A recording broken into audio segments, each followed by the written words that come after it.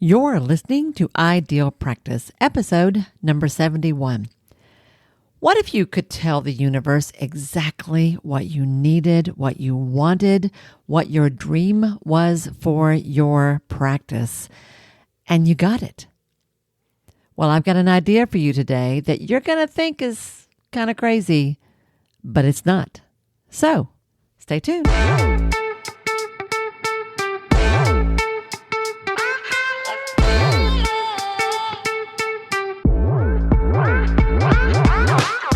Hi, I'm Wendy Pitts-Reeves, and with over 2 decades of experience in the private practice world, I've built my 6-figure business while learning a lot of lessons the hard way.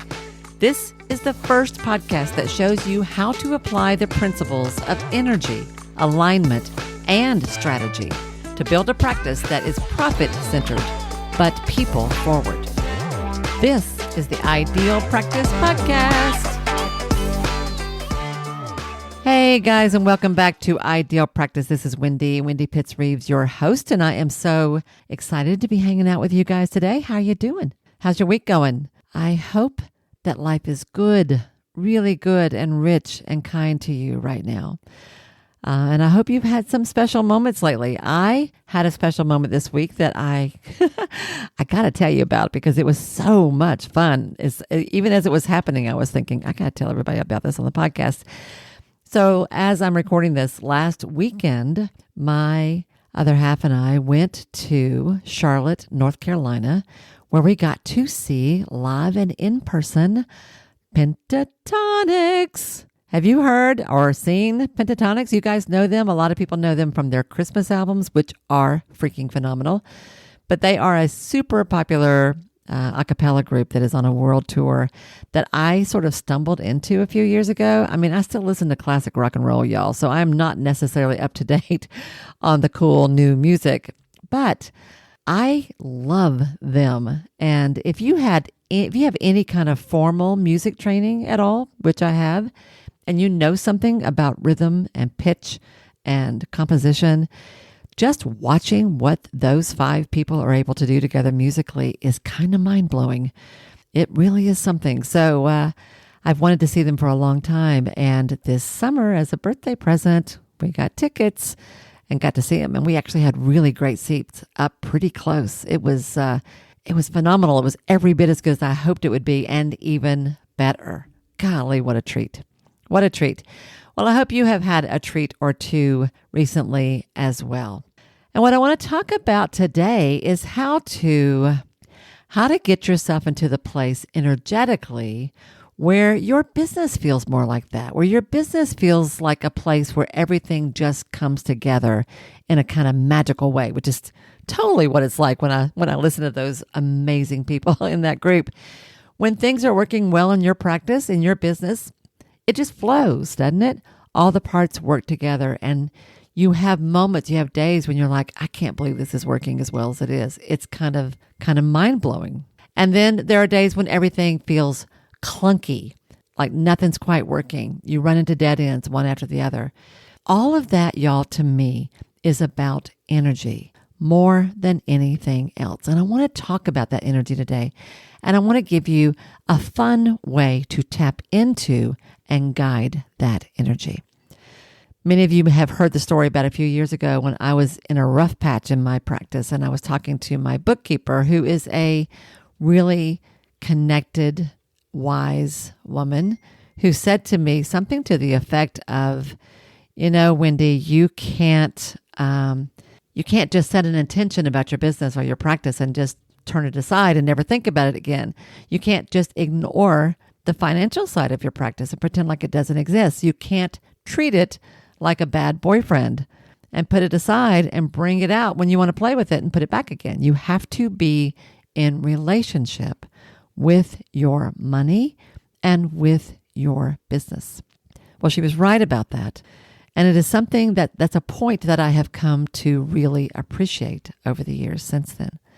See, guys, here's how I think about this.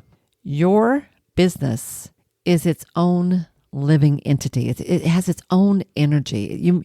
You might even say it has its own kind of a soul. And you have to be in partnership and in relationship with it. And what do you know about relationships? They take work, right? So how's your relationship going with your business, with your practice? You guys getting along okay?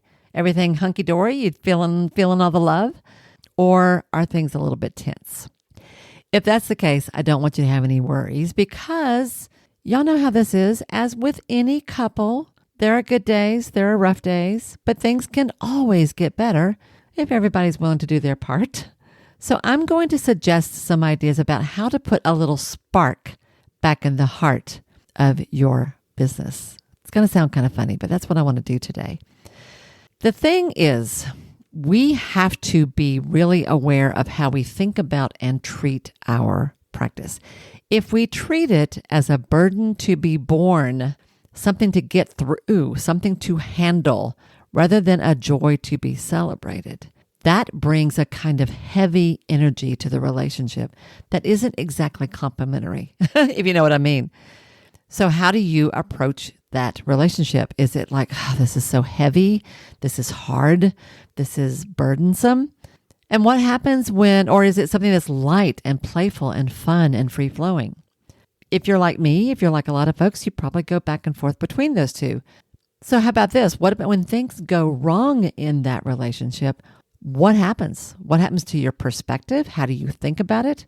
How do you talk to the other party in this relationship, which would be your money, your revenue, your income, your business, your practice?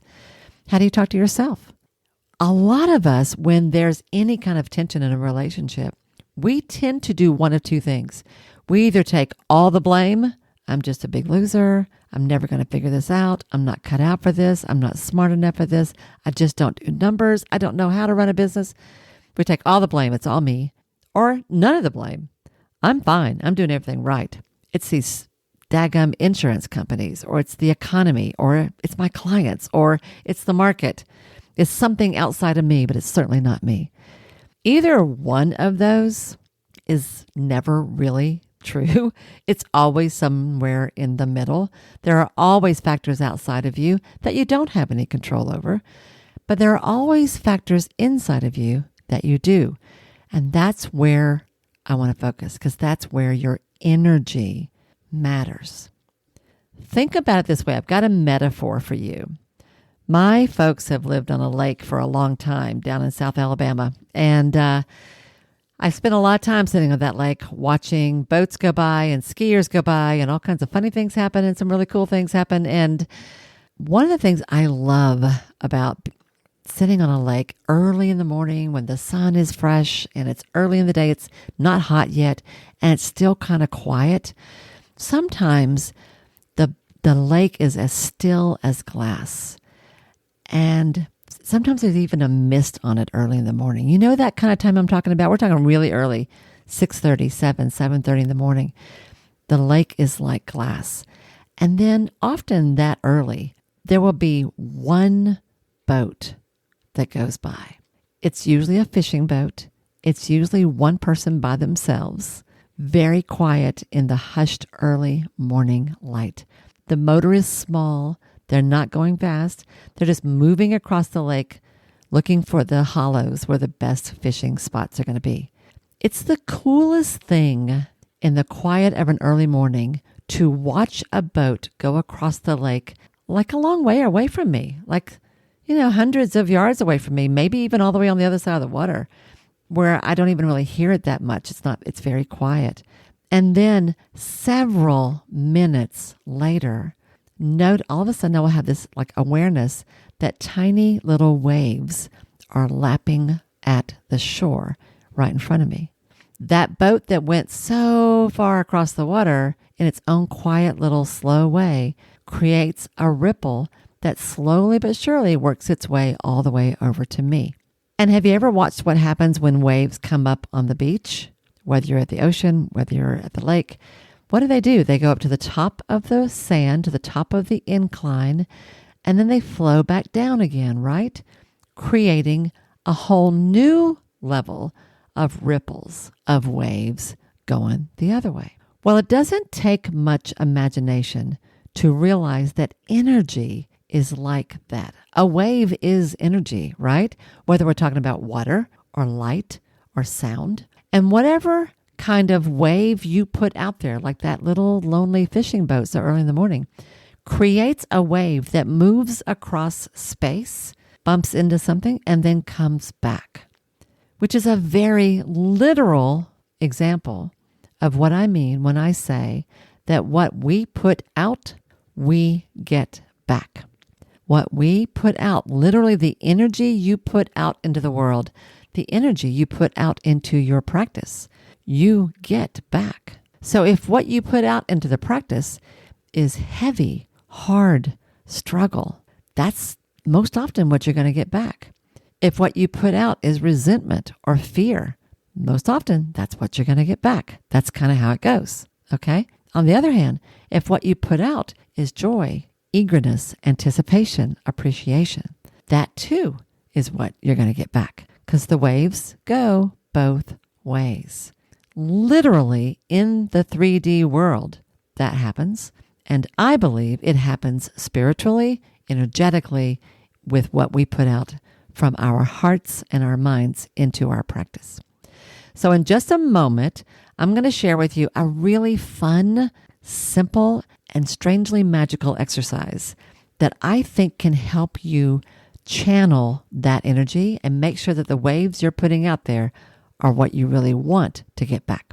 All right, I'm going to tell you that in just a moment. Before I do that, though, let me just stop for a real quick second and ask you, in your practice as a whole, do you feel like you've got a handle on the big picture? Are you clear about your pricing and how you want to, the kind of offers you want to make to your clients? Are you clear about the people you want to serve? Are you clear about how you want to promote your work? Are you clear about the processes, the systems, the habits that are in your practice that support you? If you have been following me, you know that I have developed a framework I call the 7 pillars of an ideal practice. And they are all the things that when they are healthy and solid and strong, they are guaranteed to support your success as a practice owner. And they all need attention in different ways. And to help you understand where you are with each of those 7 pillars, I have put together a little quiz. It's sort of a self-assessment tool that you can use to help you measure where you're solid, where you're healthy, where you're strong, where the foundation is in place, and where you could, got a little work to do. What I've created is a little quiz called the IP360 scorecard. It's like a self-assessment process, and you can do it in like 10 minutes. But it's very easy to do, but it's also quite revealing. It really does show you, I'm good here. I'm good here. I'm a little fuzzy there. Oh, that really needs some work. And it can help you decide where to focus as you are building momentum in your practice. If you'd like to get a copy of that for yourself, totally free, you can go to my website, wendypittsreeves.com/360. The numbers, 360. wendypittsreeves.com/360. You'll read a description of it there. There's lots of information that will tell you a little bit more about it. And you can just follow the prompts to get your own copy right away. And when you do, I'll follow that up and I'll send you some extra information that will tell you how to understand your score, what it means about where you are in the practice and the development of your own practice, and what you might want to work on next. I think you'll really like this. If you've already done this, shoot me an email. Tell me what you thought about it. If you haven't done it yet or it's been a while, it might be time to try this for yourself. So check that out. wendypittsreeves.com/360. Okay, let's get back to the energy of your practice. And here's what I want to suggest. And I want you to hear me out. Okay, hear me out. What I want you to do is I want you to think of your business as another person, as this entity, this energy that I've been talking about. And I want you to write a love letter to your business. Don't you roll your eyes. Don't you roll your eyes. I saw that. Hear me out. I want you to think about it this way. There is, if any of you all have ever done Have you ever done a role play? When I was in graduate school, we used role plays a lot as we were learning clinical skills. And I remember one day, I hadn't planned to share this, but I remember one day that in a particular class that the professor asked me to be the therapist in a role play for a full family counseling session with something like 3 kids, 2 parents, maybe a grandmother in there. It was a complicated case. And what I remember most about that experience, other than the terror I felt that she asked me to be the one managing it all, what I remember most about that was how real that role play felt once we got into it. And I actually learned a lesson from that just as a facilitator of experiential work, that role plays they really do take on a life of their own because we become what we say, we become what we embody, which is the whole point of a role play and why they work. It also means you have to be careful with that. Well, the same thing applies here. Think of this almost like kind of a little role play. There's lots of science behind why it works when we play with different versions of this kind of process, whether it is a guided imagery, visualization process, whether it's a vision board, something like that, whether it's just mapping out something in your journal, or whether, in this case, it's writing a love letter. And I'm going to tell you something in a minute that will tell you why this works. Here's what I want you to do. I want you to write a love letter to your business as if you were speaking to another person whom you absolutely adored. You could write one every day, actually. It could be like a little love note every day for a period of time. That would be fun. Or it could be one heartfelt missive. It could be long and lush. It can be short and sweet. Doesn't matter to me. Whatever feels right to you, I want you to speak from your heart. And let's talk about what that letter could include. Well, first of all, just as you would do in any real relationship, you might want to start off by letting this other, quote, person, unquote, your business know what you love and appreciate about them. What you love about all the things that you've already done together. You might want to start by saying that you've been really heads down and focused on the work, that you've never even really taken the time to celebrate the difference that this business has already made in your life. You might want to start there. If you have been a little harsh in this relationship and you need to apologize for something, you might want to do that. If you've been giving your business a hard time and not been giving it the grace that it deserves, you might want to apologize for that. That's fine. If you need to do a little bit of that, that's fine. If you have needs of your own that you really have never asked for, you might want to do that. Like there are different ways to think about this letter idea. But it can be that as well. Dear business, I love you so much, and I so appreciate all the things that you and I have already done together. I need to let you know there's a couple of things I still need from you. And I know you can't give that to me if you don't know it. So I want to do my part and communicate clearly to you what I really would like to have from you. Like you could do it like that, right?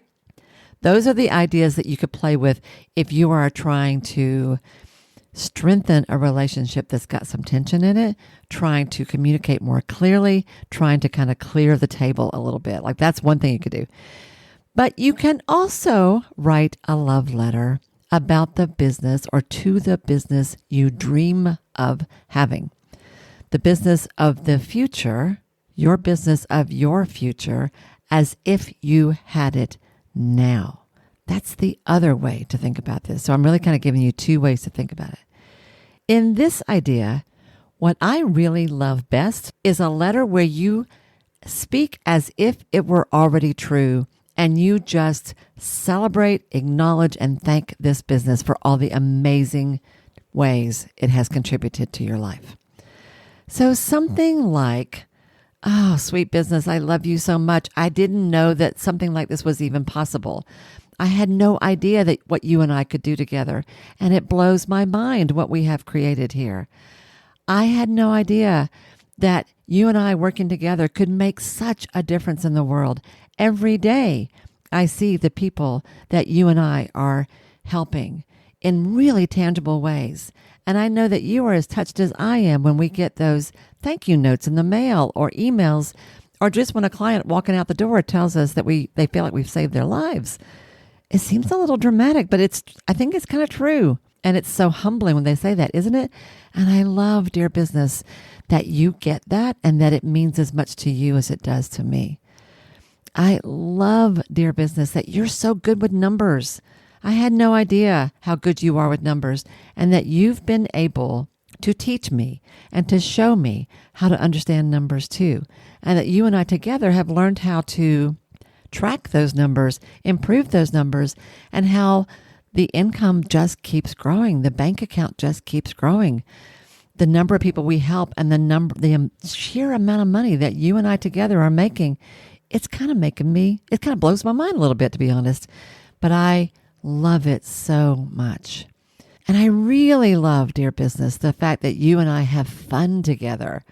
I didn't know that was possible. I've tried this in the past. I've tried this with other things in my life, other businesses, other work, and it's never felt this way before. With you, it just seems so possible and actually fun. I didn't even know I didn't even know I could do that. I didn't know we could do that. And I love that you and I together have made that possible. You are the best thing ever, and I'm so grateful. Do you see where I'm going with this? Like even as I'm talking about this, I can totally get into it. All that matters is that you speak from your heart, because anything less, it won't work. Remember, relationships thrive on mutual respect, authenticity, and connection. And that's what this idea is about. So you can think of it two ways.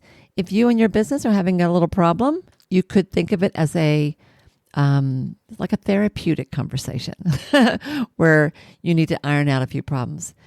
But I really love it when you think about it as, I just want to acknowledge what you and I have created together and celebrate it as if it were already true. Let yourself play with this. Like, give yourself 15, 20 minutes with a journal, a notepad, with no one around, something delicious to drink.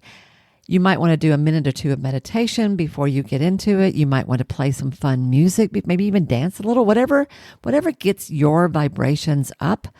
Do something that makes you feel good and grounded. And then don't overthink this. Please, that will kill it. The whole point here is to just have fun. Think of it like a role play. Just pretend, but pretend good.